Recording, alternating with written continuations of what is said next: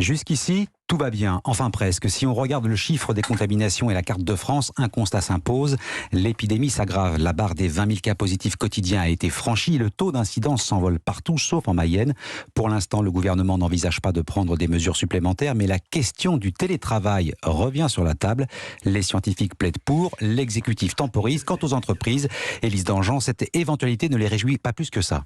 Oui, même si la plupart des entreprises, et notamment les plus grandes, disent qu'elles s'aligneront sur les recommandations du gouvernement, on sent une forme de lassitude, d'autant qu'elles sont nombreuses à avoir signé des accords en interne sur le télétravail. On avait trouvé un équilibre, confie l'une d'elles, un rythme de croisière.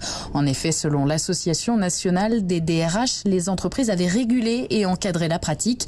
Alors si on doit revenir à une forme d'obligation, ça va mettre le bazar, dit-on, surtout dans les plus petites structures. Ça crée un climat profondément anxiogène, m'expliquait le patron d'une PME.